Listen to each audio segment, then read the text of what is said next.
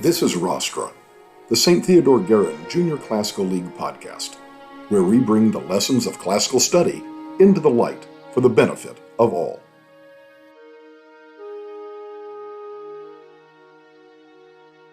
So welcome back to another episode of Rostra. We're fortunate to have Kyle Taylor here with us, and Kyle is a junior. And I got to say, Kyle, I'm glad that you started taking Latin. You're in first year Latin as a junior, which I love. I love it when upperclassmen say, hey, I just want to go a little bit of above and beyond and expand what I'm doing already and add a language, maybe junior or even senior year. So one of the things about this podcast, I put together a whole list of topics for students to choose from. But then one of the topics was student choice. You went with that one. So what is your topic, first of all? And then I'm going to be asking you why. But first of all, what is your topic? So my topic is known as either the Varum disaster or the Lost Legions of Varus. The Lost Legions of Varus. As soon as you told me you wanted to talk about that, I was excited because I know the story, and I thought, that's going to be a really great one for people to hear about. Why? Well, two things. Why did you pick that? And how did you come to know anything about it in the first place? So I picked it because I'm a giant fan of history. And since our class focuses a lot on Rome, I always, whenever I have the chance and I'm on YouTube, a lot of history stuff is on my feed, and that was one of the options that popped up. So I picked it, and it was really interesting, so that's why I chose it. And it came to me because YouTube feed and just knowledge of history. And hear people knock the internet. I mean, honestly, there's so much good stuff. Yeah, there's a lot of junk out there, but seriously, there's a lot of good stuff on YouTube and on other podcasts and stuff that people run across. Okay, Lost Legions of Varus. I mean, this almost sounds like a science fiction novel or something. So give us a little context here. Legions, obviously, that's a reference to Roman military, unit of the army there. Who was Varus? What were the Lost Legions? When did this happen? Where did it take place? Give us the background. So, it's 1580 when Rome was towards the later, I would say, section of fighting with the Germanic people. And the incident happened in 980. So 9 AD, so just after that BC AD split in the timeline as we conceive time. It took them 6 years to go back to where the incident happened. Okay. The emperor at the time was Augustus, and he had the 17th, 18th, and 19th Roman legions under the command of Varus, who was a Roman lawyer who was chancing at marrying the emperor's daughter. Okay. And so, by chance for this, it was a good position, and he got put in command of these 3 legions. Now, this seems like a pretty good deal. Now, I don't know if you ran across in your research, do you know roughly how many soldiers were in a legion? Judging by the amount killed and stuff for this battle, I would say it was about 5,000 soldiers per legion. And I'm going to say anywhere from 5,000 to 6,000 guys. You're talking 3 legions, so you're talking anywhere from 15 up toward 20,000 men. That's a pretty good sized army this one guy is leading. Okay, so what happened? Surely that's going to be victory, right? They had a bunch of victories while there, but the main purpose of while they were there, it was in the late process of what they were wanting to make into a province. So they were starting the process of making that area into a province. So they were starting the Romification, and so during spring they would set out on this path along the Rhine to the Loup River and go up to the Vesp River. Okay. Which then they would have a camp eventually up there, and they were making a city. Late summer, on their way back, they got a false message from one of the guys that they had hired as like a local and legionnaire almost, kind of. You're telling me fake news in the first century AD? I mean, this is something we talk about today, right? We hear all this all the time about how do you know whether something is legitimate or not, and that's basically what they were running into. They got false or fake information from a guy. What happened as a result? So the guy that gave him the fake information was Arminius. Arminius grew up in the Germanic area. He was one of the few royal people there. Mm-hmm. So being royal, the Romans, if you were royal, you would get to be going in and learning all the Roman stuff. So he was learning all the Roman tactics and military. Yeah. And so doing this, he set up this masterful plan, and it was just beautiful planning and trap making. It was some great just tactics. So it was a guy who was not Roman, but nevertheless had learned Roman tactics and ways of doing things. You're saying that he was able to use that then against the Romans. Yes. Now you of course this is not a video. It's not like a vlog or something. So people can't see your facial expressions. You were getting pretty excited there. You were describing this beautiful, masterful trap. What was that? So, I have to find the word, or try to remember the word here quick. It is called a trickster, or in German, that is the word it is. But in English, it's a funnel. Aha. So the German word for funnel, and so the fake message he sent, being Varus, he was also a novice commander. He was a good lawyer at best. He did not know how to command. Oops. So Varus was rash enough at the time to send his entire envoy and legions through a part of the forest that they hadn't mapped out or hadn't been through. But Arminius made it at the best spot possible for this trap to happen. Yeah. He put him in the deepest, most dense forest part area, where once the forest stops, you get deep marsh bogs. So Arminius did this because he, you learn what terrain best suits people. Right. This terrain was not suited at all towards the Romans and the carts and wagons that they had. Yep. So outside of the three legions, Rome, that convoy, I would say, would also had civilians, merchants, and all those other things, since they were in the process of Romification. Mm-hmm.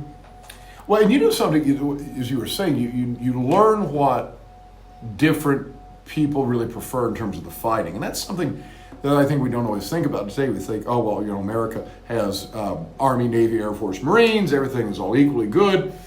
But in actual fact, most places through time, whether it be nations or city-states or whatever, have been better at one type of fighting or another. So maybe you think about the British Armada or the Spanish Armada, but you think about Spartan foot soldiers.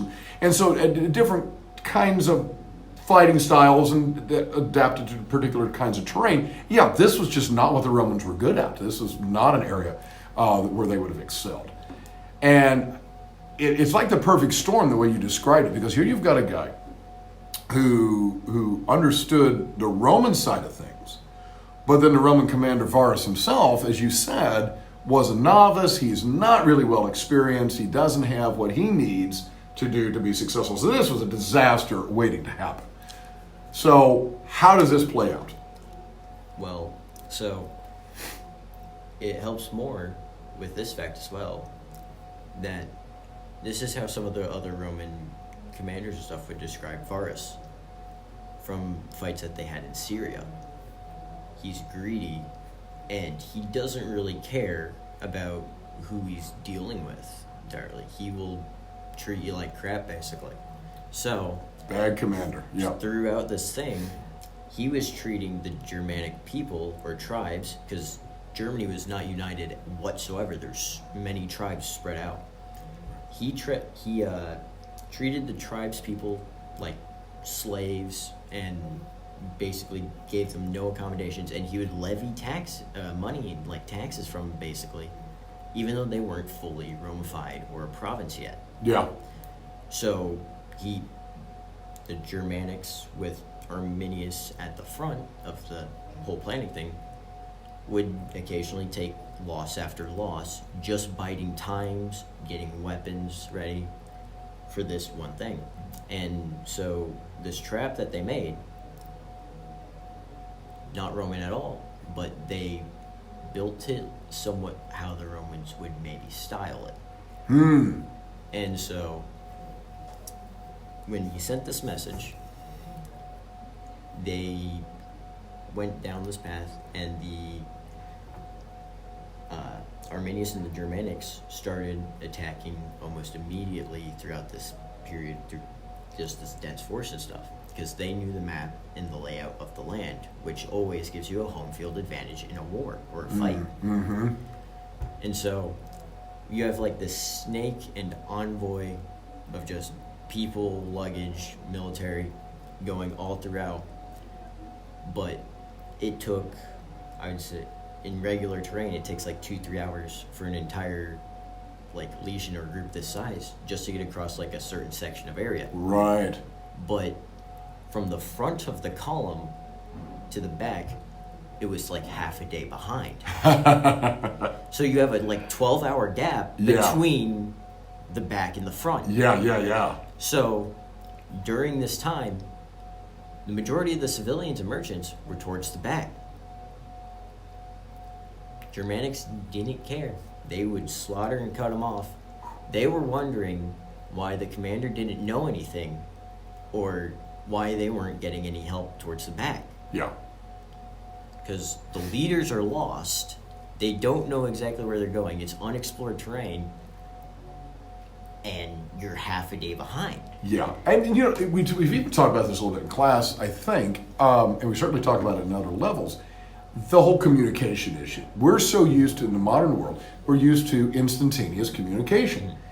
You don't have that back in the ancient world. No, you just don't have it. By letter of writing down, or by foot to foot -- mouth to mouth messaging. Exactly. So with that much distance, front doesn't really know what they're doing in the first place. This was a huge slaughter, and to be fair, it was one of the few times Rome didn't suffer that many catastrophic losses, but this one is famous. So I would say by the time they're down 10,000 people, the commander stuff finally know what's going on, at least to a sense. Yeah. They're still lost, and they're cut off and surrounded by each side. But Arminius and his hired guys, since he's a royal, he also has his own like small army that he got with him. Yep. Since they're helping the Romans, they're also with them. So the Romans are cut off and surrounded, basically. And it was at this point Arminius finally revealed one of the, I would say, 2 major trap cards that he had in his hand. So he finally revealed that he was one of the enemies and dealt a major succession of blows.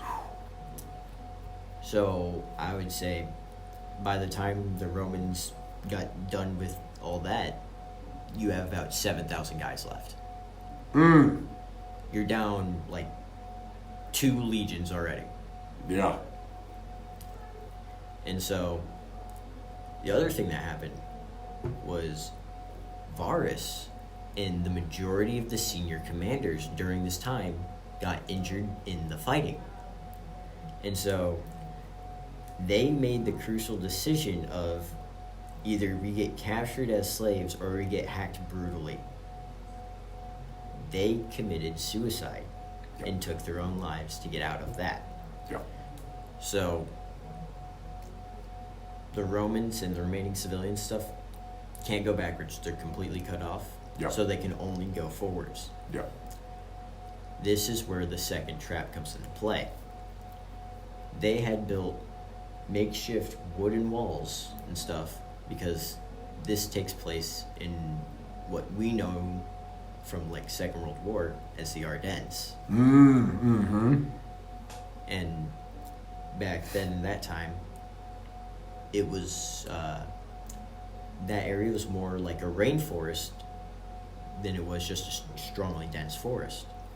So the wall separated mostly land and spreaded out trees from a dense forest in a deep bog. But the Romans and the civilians going forward, the wall forced them towards the bog and the forest, with the wall having some gaps in between, so you can do just quick slashes or pokes with spears and stuff through the thing. Yeah. And the distance they had between the dense forest where there were some Germanic people waiting and the bog was less than a bow shot and like a spear throw away. So all the Germanic people and Arminius collapsed in on the Romans. Yeah. And just wiped them out. Yeah. They were just hacked Complete brutally. devastation. So as we draw this to a close, one of the reasons why so many people in the modern world like to study ancient battles, or just even battles from other time periods that don't have to be just ancient, is to learn strategic moves and ways of doing things, ways of not doing things. If there was one big military takeaway, so let's say you are an instructor at West Point, our military academy at West Point. What would be something you would tell soldiers today as a big takeaway that they could learn from this Roman defeat in 9 AD? So, if I'm a commander trying to teach people at West Point stuff to take away from this, first thing I take away is this is an excellent example of guerrilla warfare tactics. But it's one, if you don't know too much and you're not too confident in a situation, I would say go on to where you're comfortable, figure out a plan. Get a plan down, figure out ways you can have a route there, some escape routes as well. Yeah. Backup options. Yeah. But say you're the person trying to post this and you got your enemy tripped into this as well. Good camouflage and just, like I said, knowing the layout of the land helps vastly. Yeah, absolutely. Yeah, truly, knowing the lay of the land. For the Romans not knowing the lay of the land, to Arminius and his Germans knowing it led to their superiority. Kyle, thanks so much. It's been great having you on the show, and I think with your military mind, we might have to have you back again sometime. I'll gladly come back. Thank you for listening to Rostra. You may check out all our episodes on Spotify and follow us on social media at GarinJCL. That's at GUERINJCL.